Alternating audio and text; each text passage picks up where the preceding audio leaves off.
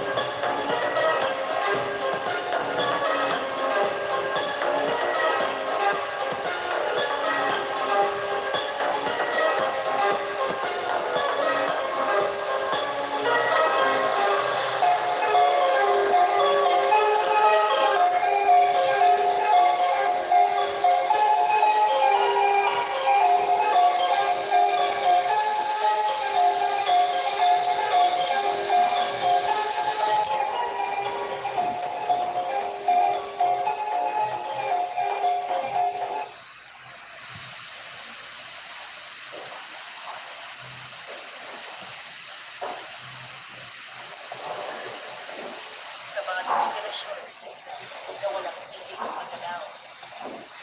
The intention force naka-apply sa skill natin. So, yan. Power delegacy, but opposite similar.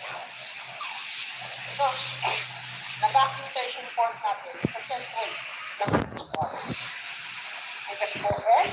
As you can see here, sa stress diagram natin, if you will take summation of forces along horizontal axis, the value of C is equivalent to the value of P.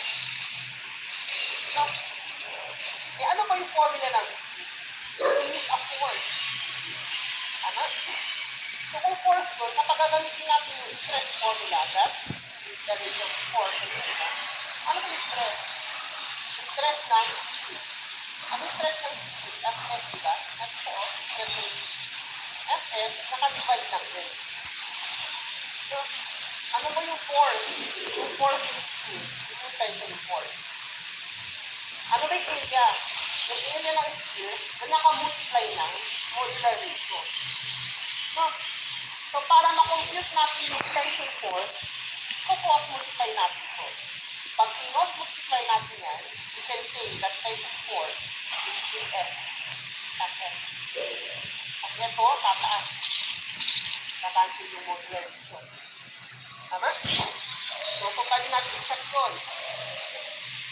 So tension force ay equivalent daw kay Es, Fs. Yung ES na to, hindi na pinaka-multiply ng modular ratio. Dahil ito ay nag-cancel na. So that is, meron tayong apat na steel bar. Ang area ng isang steel bar ay 5/4. Yung diameter ng steel bar is 25.6. Multiply by the value of the stress of steel. And that's already computed. Naka-store by 6. Multiply by 176.90 megapascal. No, Newton po yung makukumpute natin dyan. Divide ng 1,000 para maging kilonewton.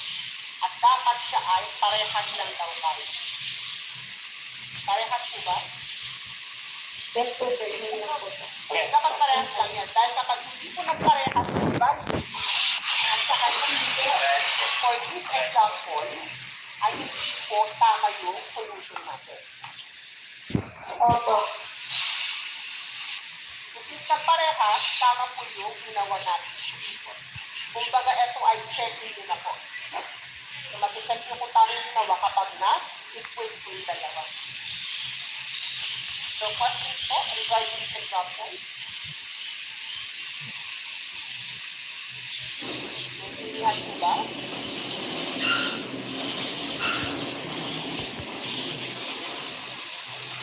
Almost.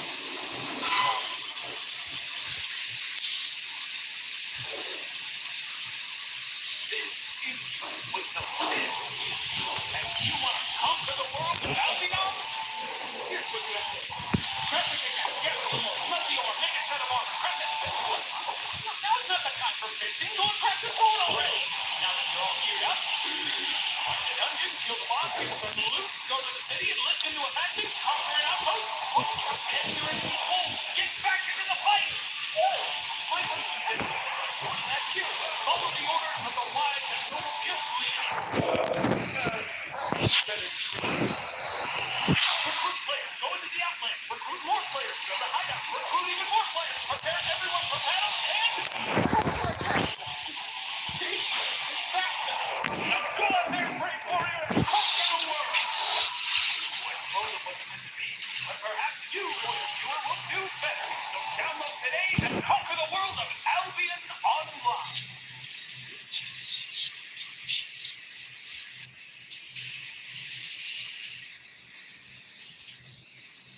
Start today with GoDaddy. If you can dream it, you can build it. Whatever your idea, GoDaddy can help you turn it into something real. Start today with GoDaddy. Okay, so good morning po sa inyong lahat. Let's continue our discussion regarding working stress analysis. So we have here another sample problem. A reinforced concrete beam 300 millimeters wide has an effective depth of 600 millimeters. It is reinforced with 4 32 millimeter diameter bars for tension using natin na kung nasa ang site ng yung steel bar natin. And we have here given the value of the compressive strength of the concrete, 21 megapascal, and Fy, or the yield strength of the steel bar, 275 megapascal. We are required to compute for the value of the moment capacity of so baliktad naman. Yung example number 1 natin, given yung moment natin, we are required to compute for the stresses of the concrete and the steel. Now, yung moment naman yung unknown. And for us, to compute for the moment, kailangan natin magkaroon ng allowable stresses that is for the concrete and the steel. And it is not yet given. Hindi pa binigay sa problem yung F and Fs. And we need that for the value of moment. So later on, we will be analyzing that. But before that, let's draw first the cross-section of the we have a given rectangular section. The width is 300 millimeters. And four 32-millimeter diameter bars. Now, from the extreme compression fiber to the centroid of the steel bar, that is what we call effective depth, and that is given as 600 millimeters. Now, and let's analyze. Bago natin makompute yung moment, compute muna natin yung F at Fs. So, for the allowable stress of concrete and steel bar, we will be using the discussion last time. So, we will see our NSC. Okay, using this table. For the allowable stress of concrete, depending mismo kung anong stress mo, nireleases natin. And when we say working stress analysis, mapapansin mga formula that is under flexural stresses formula. So therefore, we will use allowable stress that is resisting flexure. Therefore, the allowable stress formula of concrete to be used is 0.45 of Fc prime. And how about for the steel? Depende sa grade ng steel na binanggit. Ano ba yung grade ng steel na binanggit? Fy is 275 megapascal. At itong 275 megapascal ay malapit lang kay 200 megapascal na yield strength. Therefore, we will be using an allowable stress of the steel bar equivalent to 1/4 megapascal. No. So, balikan natin yung problem. Okay, so Fc, that is equivalent to 0.45 of Fc prime, and that is equivalent to 21 megapascal. So solving for that, that will give us a value of 9.45 megapascal. And the stress of the steel bar is equivalent to 1/4 megapascal. No? So we can use this later on for the value of the node, which is the moment capacity. No? But before that, let's analyze our cross-section. Sir, nasaan pong analysis tayo? Nasang stage? Nakay-uncrack stage ba or nakay-crack stage? Sabi ko last time, pag may binigay na modular ratio value, that will be under crack stage. No, ina-analyze natin yung cross-section above the neutral axis and below the neutral axis at the tension side yung bakal. No? Pero dito sa problem na to, wala pang binigay na modular ratio N. But, merong binigay na compressive strength ng concrete. Therefore, we can solve for that. Dahil ang modular ratio is the ratio of the modulus of elasticity ng steel with respect to the modulus of elasticity ng concrete. ES, that is constant, 200,000 megapascal. No, EC, modulus of elasticity ng concrete, dalawa yung values nun or dalawa yung formula nun, di ba? No, balikan natin yung code. I-discuss natin last time. Yung modulus of elasticity ng concrete ay may dalawang formula, depende sa binigay. Pag binigay yung density natin, ito yung formula. Pag binigay kung normal weight concrete yung binanggit, ito yung formula. May sinabi bang density ng concrete? Wala. May sinabi bang normal weight concrete? Wala din. And that is the time you have to assume that we will be using a normal weight concrete. No, therefore, we will be using this formula for EC. So, substitute natin. Okay, so EC is 4,700. Square root of FC prime, that is given as 21. And that is in megapascal, cancelled lang. Modular ratio is equivalent to, kindly compute.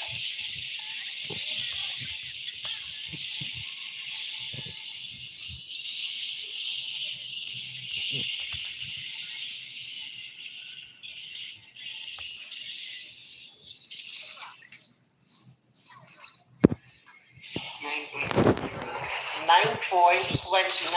No, but modular ratio should be rounded off to whole number. No, and round up po palagi tayo. Nagigets po? Nearest whole number pero round up yung process. So that will be equivalent to 10. Nagigets po? So meron tayong modular ratio, therefore, na kay cracked stage. Again, uulitin ko, under cracked stage, we will analyze the cross-section above the neutral axis at the compression side. But below that, at the tension side, yung bakal lang. Yung concrete at the tension side, wala sa analysis. No? And to do that, let's locate first, where is the neutral axis? Sabihin natin nandyan. No? And let's say, from the extreme compression fiber to the neutral axis is a distance C. Therefore, yung distance ng centroid ng steel bar papuntang neutral axis ay 600 minus C. And if we will be drawing the stress diagram, yun ay triangular stress distribution. No? This is the maximum stress ng concrete, and this is the stress of the steel at the tension side. At palaging nakadivide din ng N. No? So para malocate down natin yung location ng neutral axis, we will take summation of moment of area above the neutral axis equal to the summation of moment of area below the neutral axis. Analyze the cross-section above the neutral axis. Itong shaded part na yan, di ba? And that is the rectangular area. Anong area na yun? Base times height. Ano yung base? 300. Ano yung height? Yung moment natin yan papuntang neutral axis.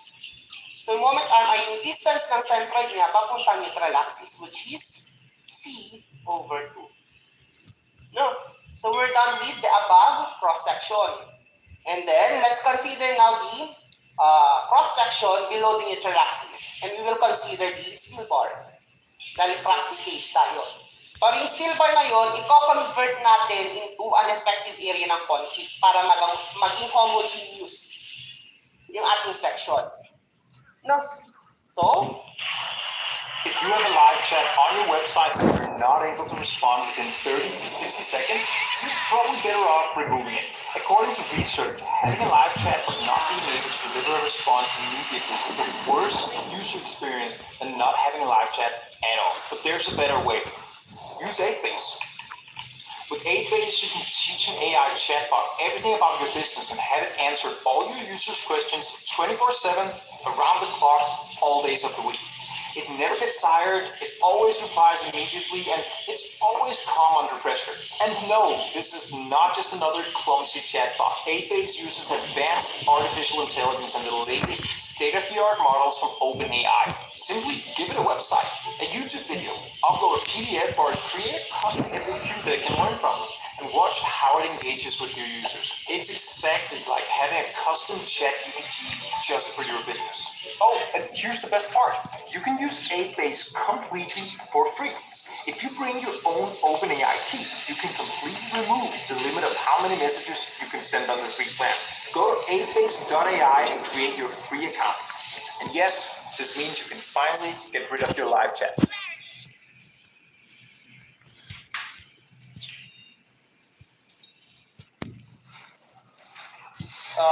Convert that by multiplying the modular value or modular ratio value, that is 10. So, meron tayong 4 na steel bar.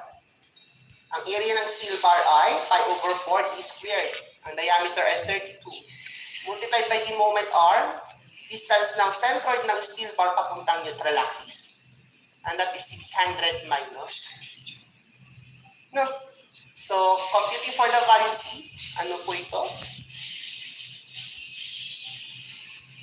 Kindly compute.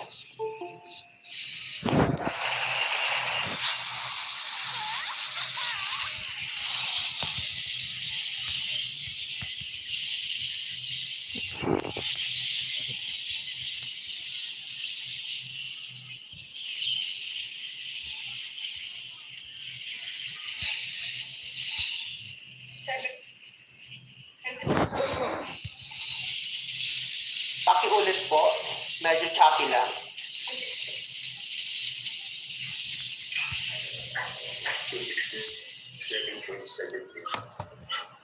Two, 6, 7.17. Tama ba yung naisulat ko?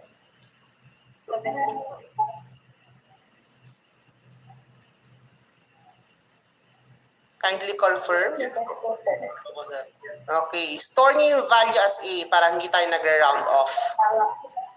No?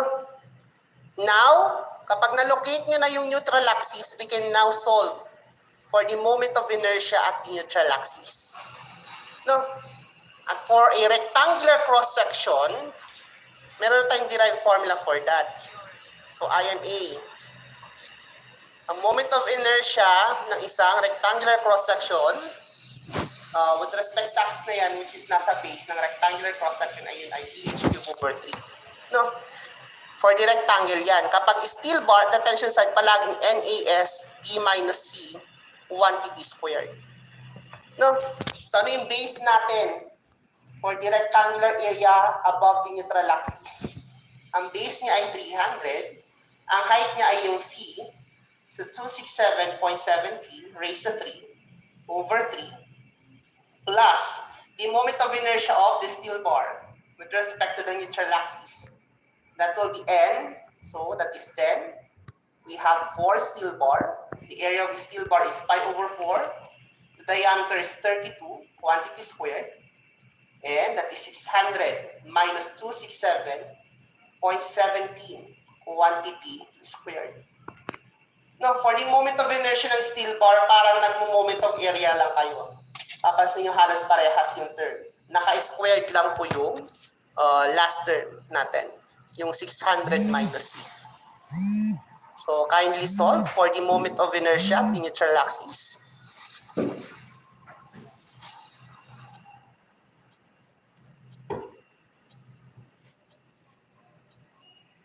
Pi 47070221.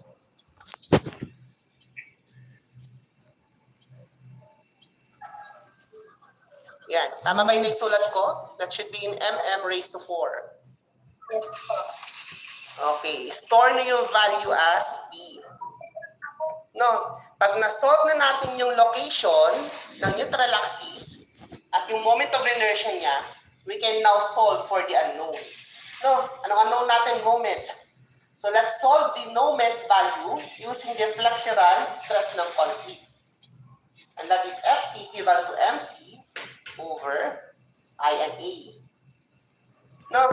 Anong FC natin? Compute na natin kanina. That is 9.45 megapascal. That is the allowable. So substituting 9.45 megapascal or Newton per mm squared. Equivalent to moment, that is unknown. The value of C, na-compute na, 267.17 mm over I and A, naka-store na kay 5470, that is 702.021 mm raised to 4. Analyze the units. Sa itong mm na to, magiging mm cube sa baba, mm raised to 4 sa taas.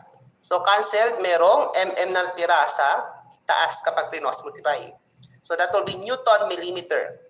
No, i-divide nyo yan ng 1 million to make the unit in kilonewton meter.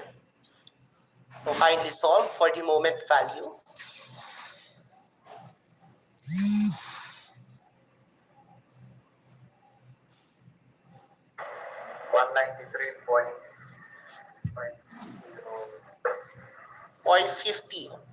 kilonewton meter. No? Okay, so that is value of moment. Now, let's solve also the value of moment using the flexural stress of the steel bar at the tension side. That is Fs over N equivalent to M multiplied by D minus C over I and A. No? So what is Fs? That is allowable stress ng steel, 140 megapascal, Newton per mm squared. No, over N, given as, or na-compute natin, equivalent to 10. And then, equivalent to moment, ang moment ay unknown, multiplied by D minus C, that is 600 minus 267.17 millimeter over I and A, naka-store kay B. No, again, cross-multiply, i-divide nyo yan ng 1 million to get the value of moment.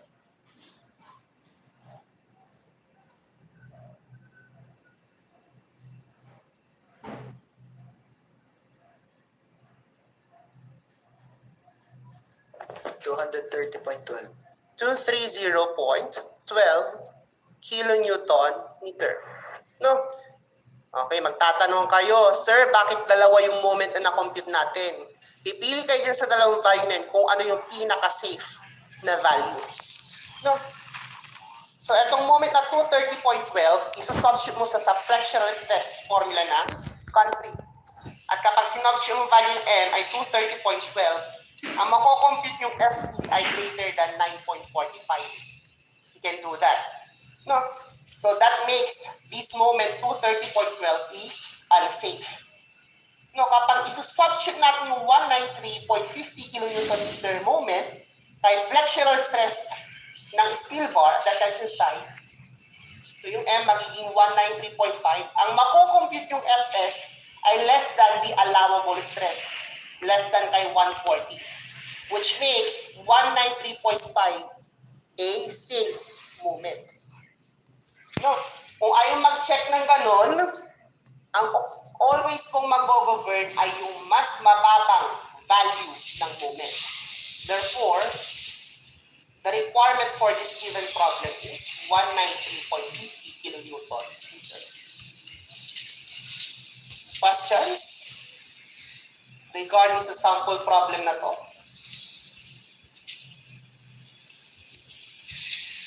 Okay. Suppose wala. Let's solve another one.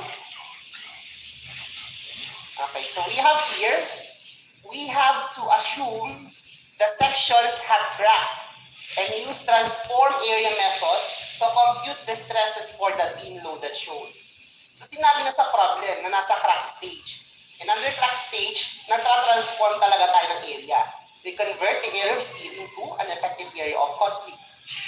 Pero kahit na hindi sinabi, meron tayong modular ratio na binigay. And equivalent to 8. Therefore, we have to assume that it is under crack stage.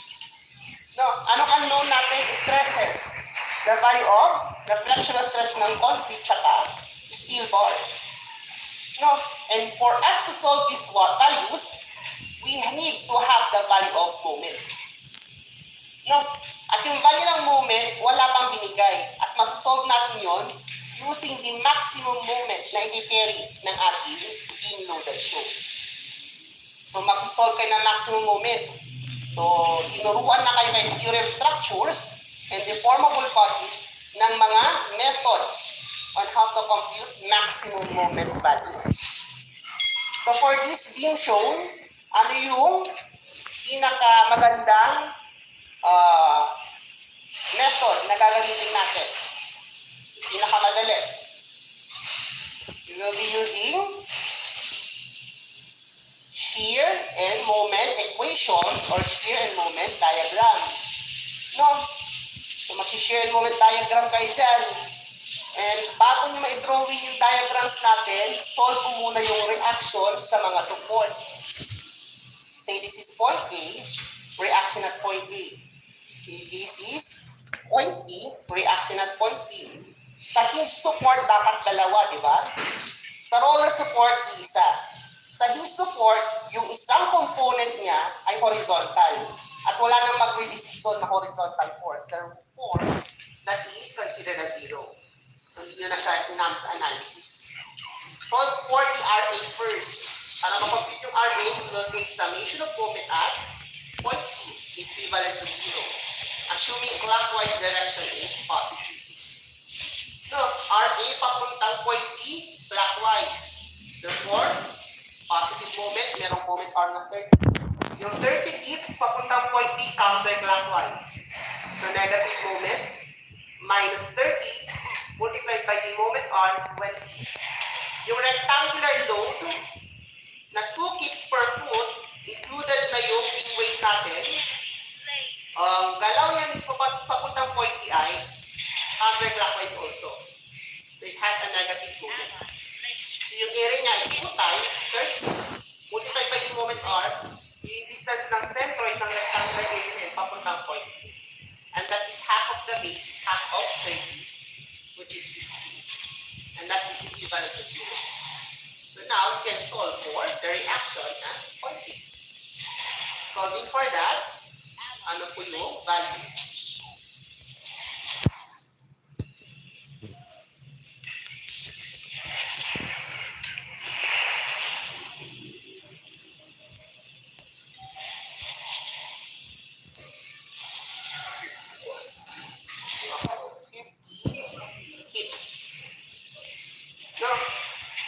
Kapag na-solve ko na yung reaction at point A, we can now solve for the reaction at point B. Kung pwede kayo mag-comment kay point A, pero dito, mag-take na lang tayo summation of forces with respect to vertical axis will be equivalent to 0. No? And by that, reaction at point A plus reaction at point B will be equivalent to 30 plus the rectangular load, which is 2 times 30. Na-complete ko na yung reaction at point A, transpose sa kabila, makakomplete yung reaction at point B. So 60, 30, 90 minus 50, that is 40 kips. No? So pwede ko na i-drawing yung shear diagram first. Okay, so tataas tayo ng reaction at point A according to the direction of arrow. Dahil positive yung mga nakuha, tama yung assumptions natin. No? So, tataas ng RA, which is 50. And then, bababa. No, if this is 0 degree, susunod ay first degree.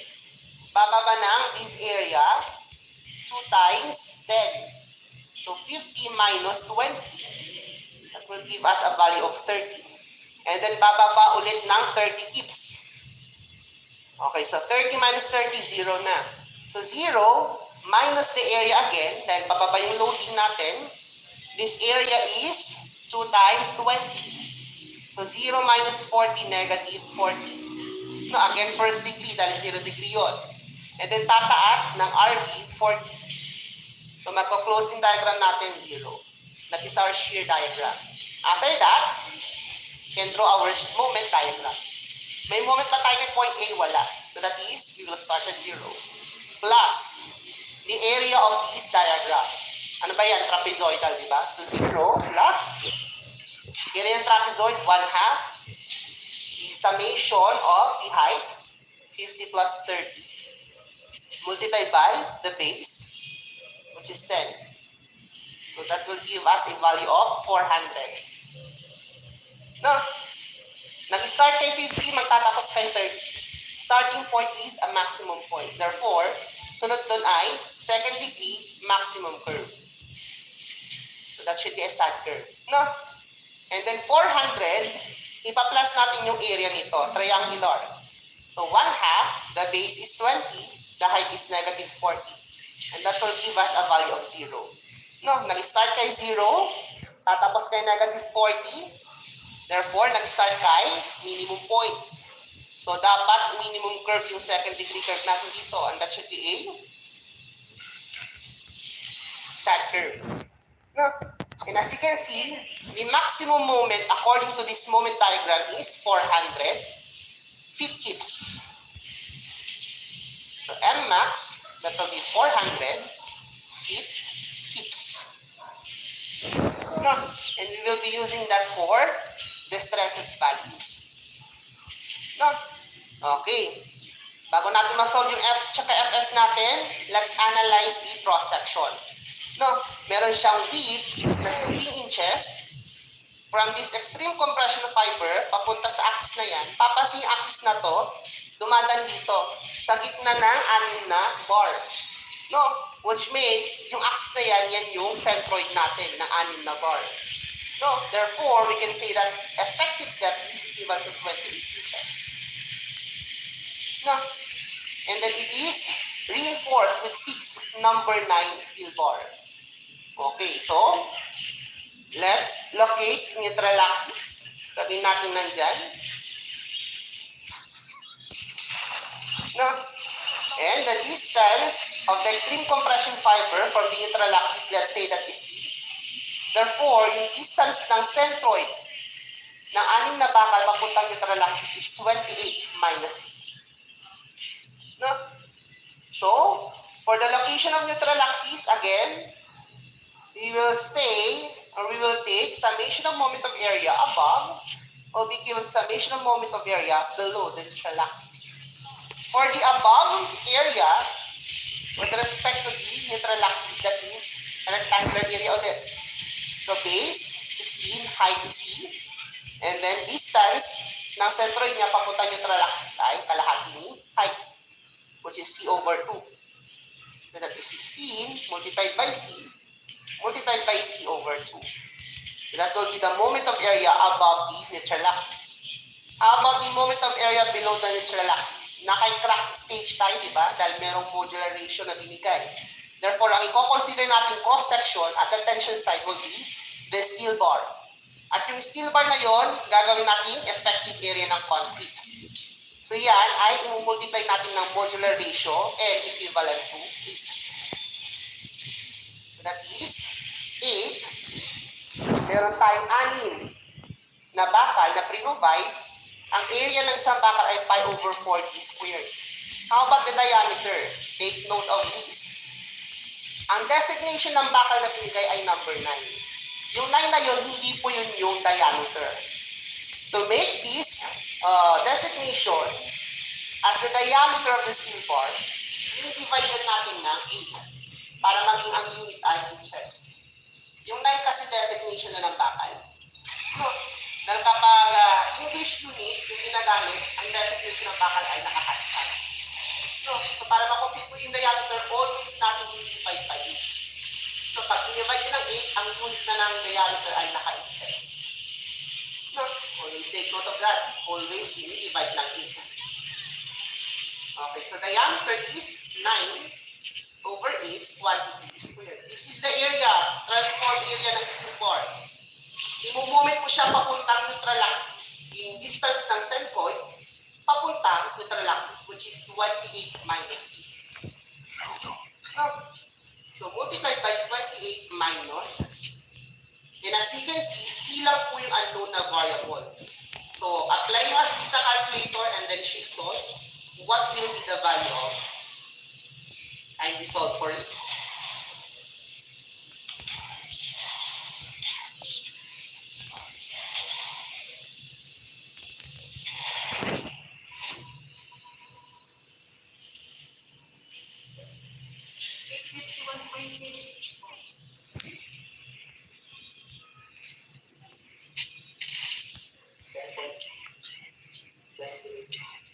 That should be 10.28 inches. This is the correct answer. No, store yung value as this. No? So, mag-ingat po sa pag-apply ng formulas natin sa calculator para hindi magtama sa values. No? After that, we can now solve for the moment of inertia at the neutral axis. No? So, as you can see, yung formula or yung cross-section natin, rectangular ulit. No, bakal ulit sa ilalim. Therefore, meron tayong derived formula for that, di ba? Sa ating discussion last time. BC cube over D plus NAS multiplied by D minus C quantity squared. No, yung BC cube over 3, yun yung moment of inertia ng area natin above the neutral axis. Etong NAS D minus C squared, yun yung moment of inertia ng bakal below the neutral axis. So solving for that, substitute yung mga values. B, that is the width, which is 16. No, multiplied by C na compute na 10.28 raised to 3 over 3 plus the value of N that is given as 8 multiplied by, merong 6 na bakal. Area ng isang bakal ay pi over 4 D squared. Ang diameter ay nakadivide ng 8 dapat. No? And then D minus C quantity squared, that is 28 minus C 10.28 quantity squared. Basta yung moment of inertia ng bakal, take note guys, parang nagmo-moment of area lang kayo. Ang pinagkaiba lang nila, naka-square yung last term. So yung D minus C, dito naka-square siya. So solving for that, ano po yung value ng moment of inertia at the neutral axis?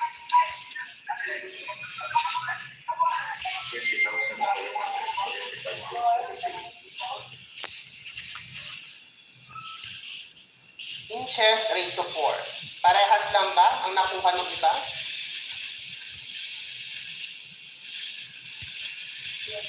Okay. Let's store this value as P. No?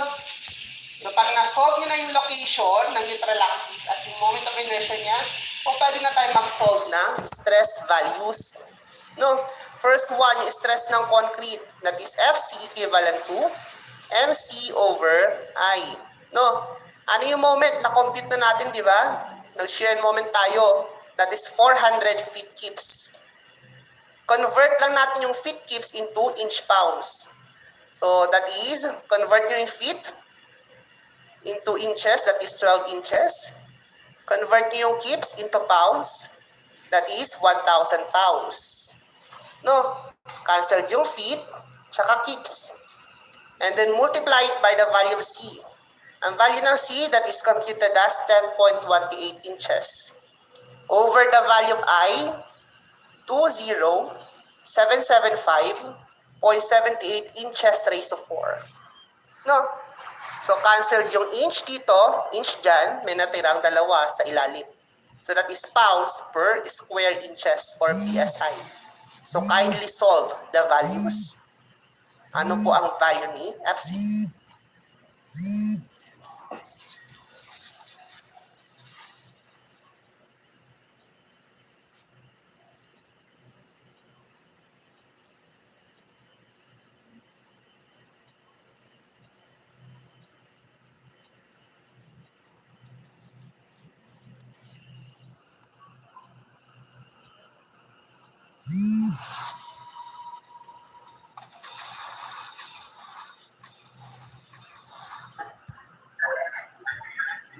$2,307. 300. Paki-repeat po.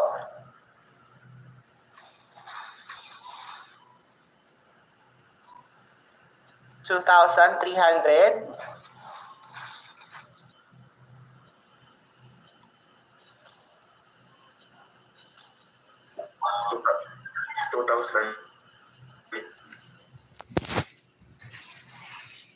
How about the others? Ano po yung na-compute? 375.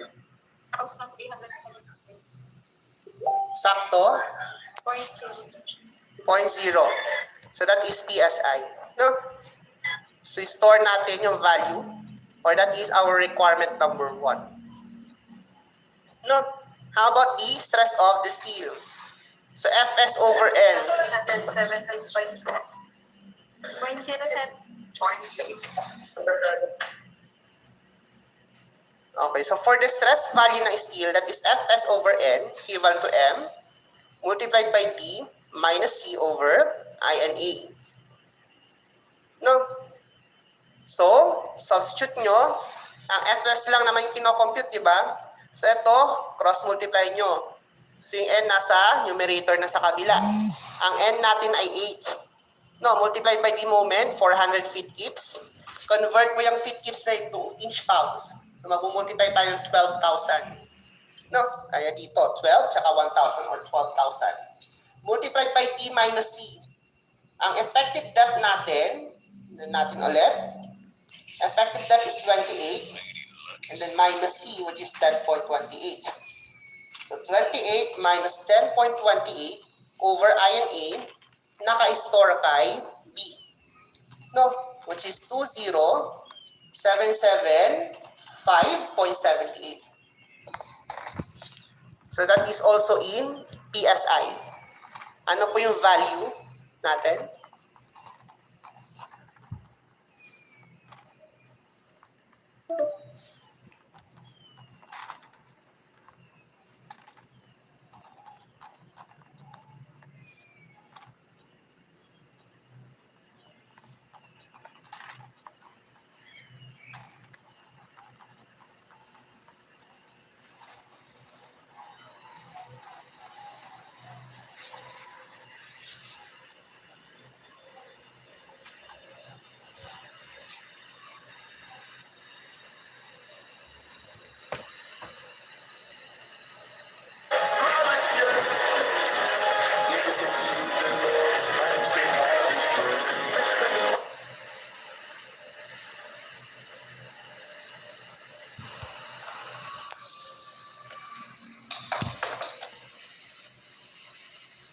The height of the hole.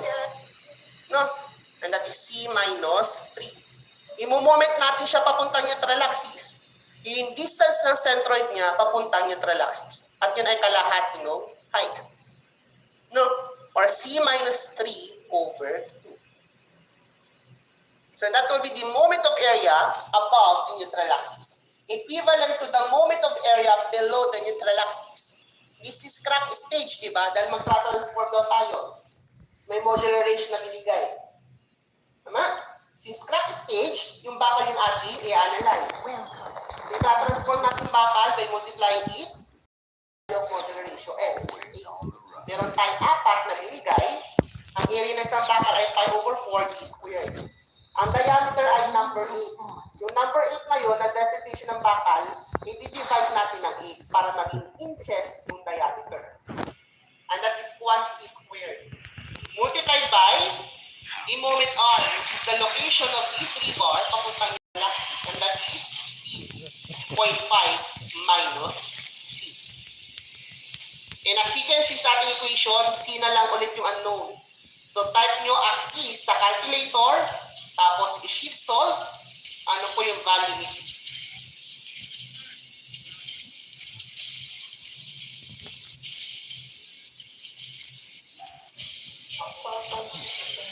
Okay, 4.16 inches. No, and as you can see, yung value ng C ay greater than 3. So your assumption is correct.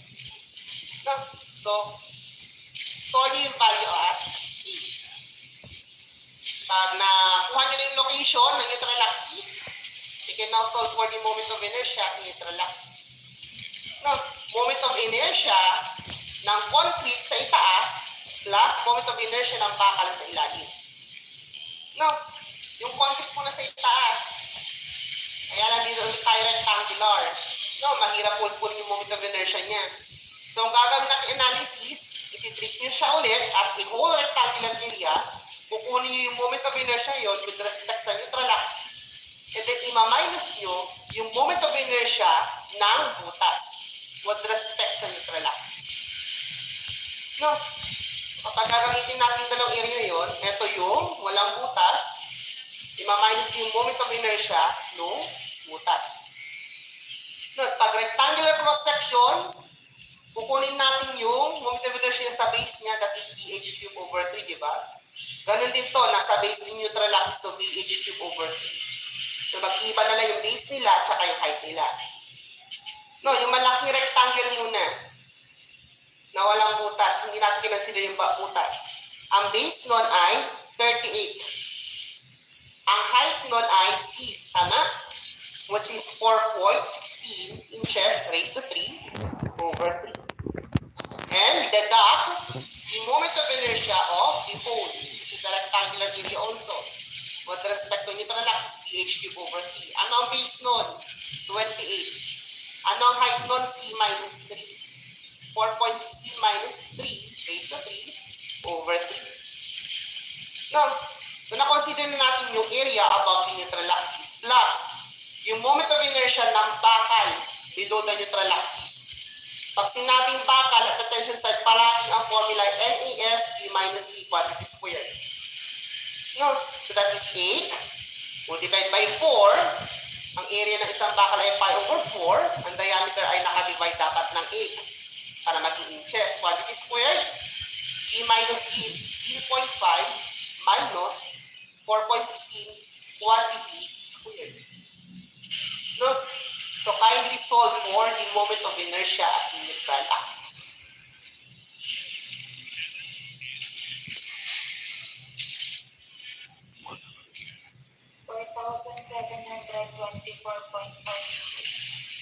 And that is inches raised to 4. Store yung value as T. Pag na-solve nyo na yung location ng neutral axis, na-solve nyo na yung moment of inertia niya, kung pwede na kayo mag-compute ng stresses. No, concrete first, FC is equivalent to MC over INA. No, ano ba yung moment na binigay? Tingnan natin. Binigay na moment ay 130 feet kips. So yung 130 feet kips na yon, i-convert natin into inch pounds. So 12,000 inch pounds is 2 feet kips. No? And multiply by C, that is 4.16 inches over INA, 4724.42 inch raised to 4. Analyze the unit, magiging PSI. So what will be the value of FC? 1,375. Point PSI. No, store yung value as C. That will be our first requirement. No, second requirement, the value of the stress of steel. Fs over M ulit. Cross multiply na natin. That is N multiplied by M multiplied by D minus C over INA. No, substitute the values. What is N? That is 8. Ang moment, 130. Ka-convert natin into inch pounds. Pag-multiply ng 12,000. Multiplied by D minus C. Ang effective depth ay 16.5 minus C. Yun ay 4.16. Over INA, naka-store kay D. So what will be the value of stress of the steel bar?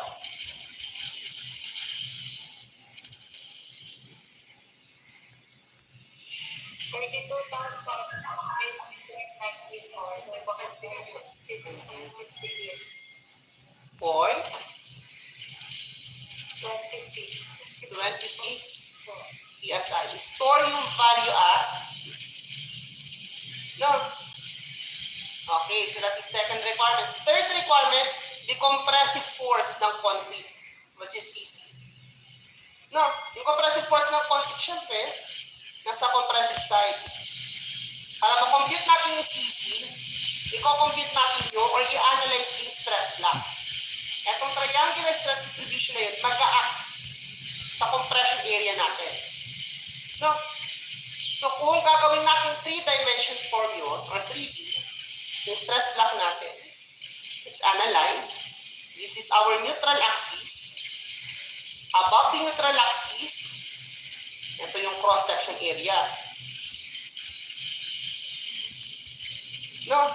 At nandyan mismo mag-a-act yung triangular stress distribution. Sa butas, meron din. No? So yan yung 3-dimensional form ng stress block. No, tingnan natin yung dimensions. Ito yung C. Ito si 38. Yung dimension ng butas, may base siyang 28. Ang height ng butas ay C minus 3. Ito nasa taas, yun ay FC. Diba yung triangle natin? Ito meron din compressive force yan. Say that is FC1. No, magkaiba sila dahil mas malapit yung side na to sa neutral axis. At kapag lumalapit tayo sa neutral axis, mas bumababa yung value ng stress natin. Or vice versa. Kapag lumalayo tayo sa neutral axis, tumataas yung value.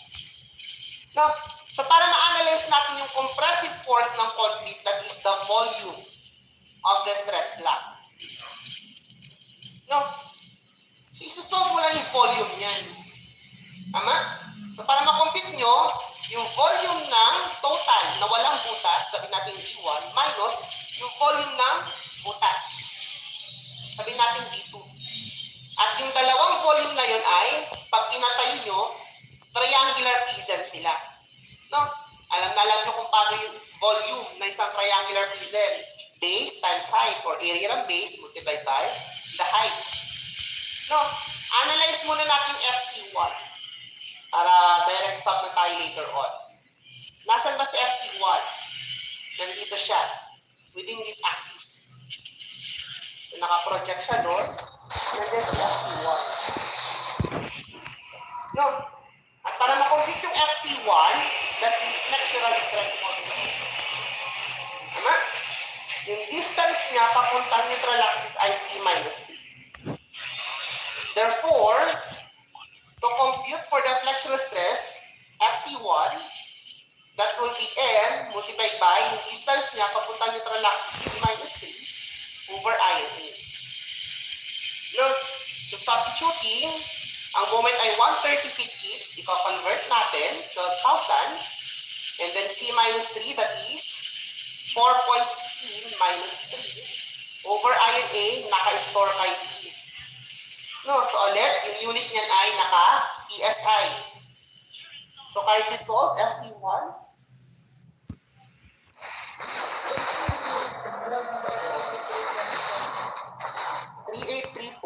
.40 PSI. No, store niyo yung value as E. Okay, we can now compute or analyze the volume. Yung V1 muna, iti-treat natin na walang butas. No? So, huwag i-consider yung butas muna. Sa triangular prism siya, di ba? Area ng base, yung area ng triangle. Yung 1/2, the product of the bases of the triangle or the legs, that is FC, times E, multiplied by the height kapag pinatayo, 38. Minus V2, yung volume ng butas, triangular prism din yun. 1/2, that is FC1, multiplied by C minus 3, multiplied by the height, 28. No? So direct sub na lang lahat yan. Meron na kayo lahat ng values. That is 1/2. Ang FC, na-compute na. Ang FC natin ay 1374 PSI. 1374 PSI multiplied by C, 4.16. Multiplied by 38. Minus 1/2. Ang FC1 ay 383. PSI multiplied by C minus 3. 4.16 minus 3 multiplied by 28. Ang makocompute nyo dyan ay naka-pounds. I-divide nyo lang siya ng 1,000 para maging kilo pounds. Ano po yung value natin?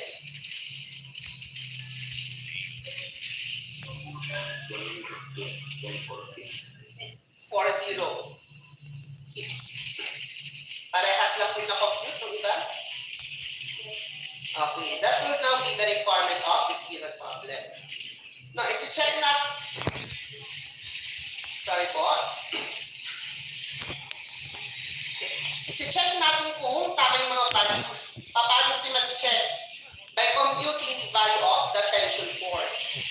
Yung tension T na mag-a-act sa centroid ng steel bar sa tension side. So, yung T. At para ma-compute natin yung tension T, we will be using stress formula.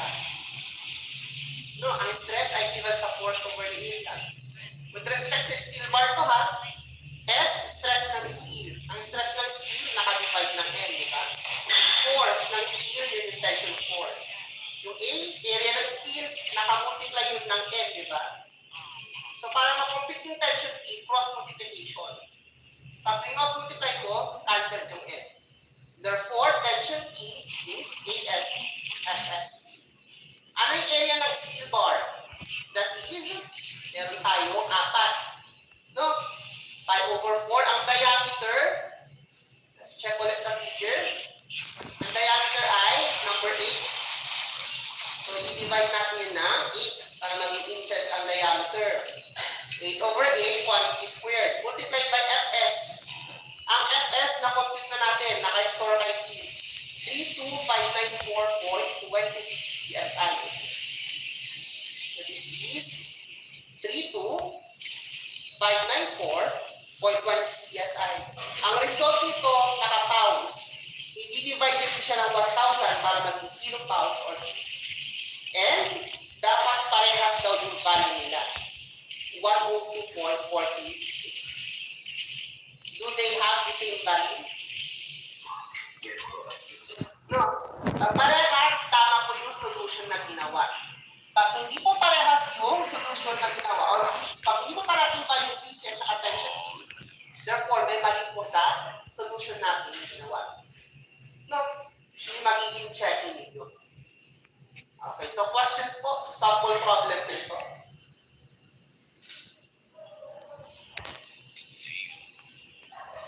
Okay, so let's proceed to another one. Okay, so we have here a beam has a simple span of 8.5 meters. At as we can see here sa figure, naka 8 meters lang yung length. Siyempre, hindi parehas, hindi parehas. Tingnan natin yung problem. Yung nating length of 8 meters. We are required to find the maximum deflection due to a uniform load of 50 kN per meter and the degree. We will be using FC prime equal to 20 megapascal, and the unit weight of concrete to be used is 24 kN per cubic meter. Now, ano ba yung load? Maximum deflection.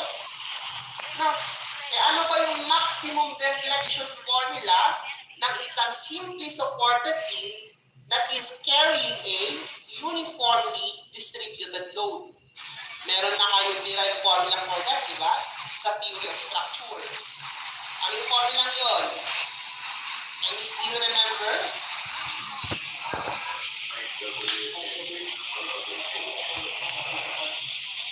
Yun, memorize pa.